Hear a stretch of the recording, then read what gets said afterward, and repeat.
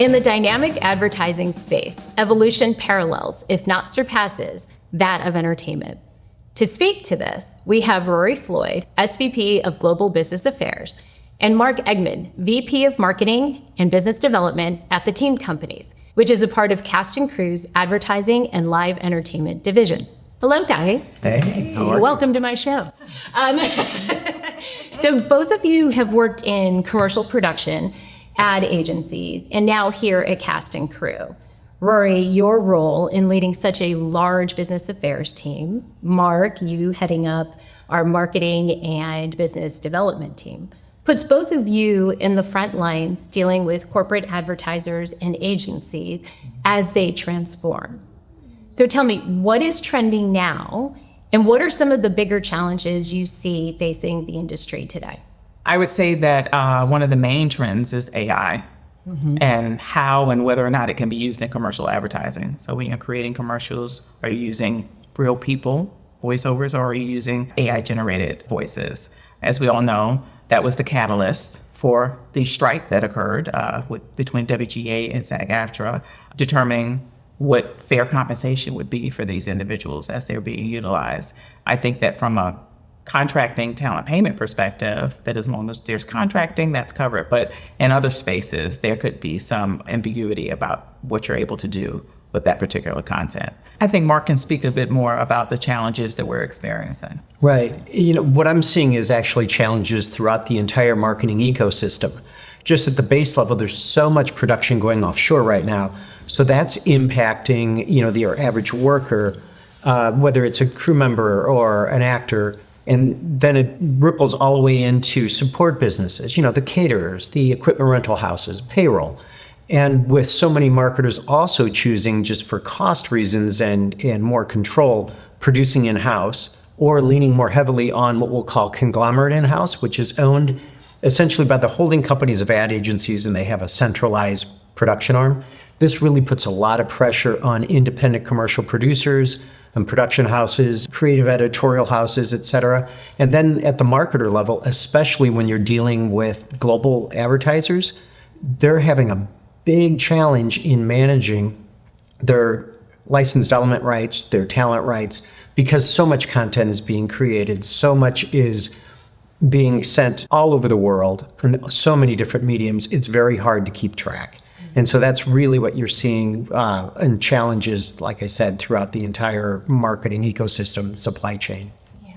It sounds like there's a lot of moving parts to this. So why has rights management gotten so out of control? Well, I think, first of all, there's so much more content being produced. And then advertisers have gone from an agency of record or two agencies of record who had all the full business construct within their organization to manage content and how it was produced. Then they went to a roster of agencies, and just for the creative freedom and the ability to create more content and have different perspectives. Now they've gone to a whole cadre of creative partners. Many of those partners don't have the internal business construct to really manage these rights correctly. A lot of producers are a lot greener because you just have so much more content being created by people who haven't necessarily been trained and come up in the business. And then you have a devaluation of business affairs, which is the main organization, as Rori can speak to, that is really at the forefront of really managing rights, taking care of the licensed elements, the talent, et cetera. So with that, it really all comes together and sort of creates quite a mess when an advertiser is trying to manage the rights. Exactly. And so the devaluation of business affairs, can you speak a little bit more to that and what does that mean? I would say that, in traditional advertising, before we had all of these other types of content being created, you had an agency, as Mark mentioned, you had an agency that managed all of those details. But I think as advertisers are looking to save money in some regards, they're outsourcing a lot of these services to create the content, but there aren't players in place to make sure that they're mitigating risk. And so advertisers are finding themselves in a position where there's no real protection. They're creating tons of content, but no one's paying attention to the rights.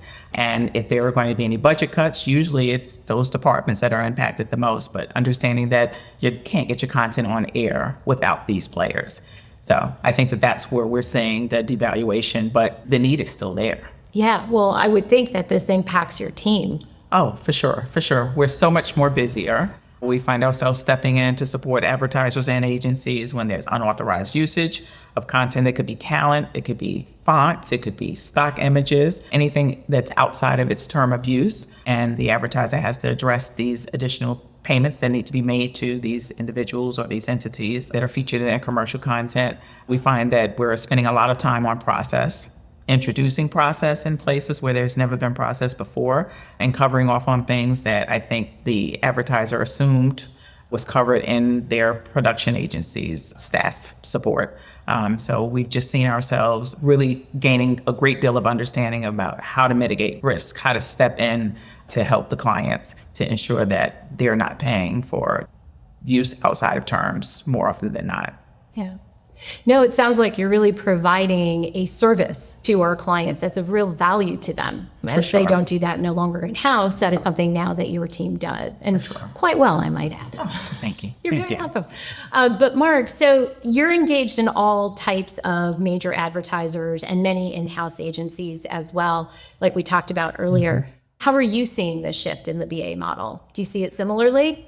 Well, I do. And I think what you're seeing is when we talk about challenges and struggles, you're seeing the struggle of the advertiser trying to figure out where this fits. They still need the service. They probably didn't realize how much they needed the service until they started to bring things in-house. And likewise, the ad agencies, as Rory spoke to earlier, it's not a major profit center for them when the creative is, the production is. And so they're looking at their bottom line and thinking, well, how can we cut this out of the equation and maybe outsource it? So a lot of models are at play. Yeah.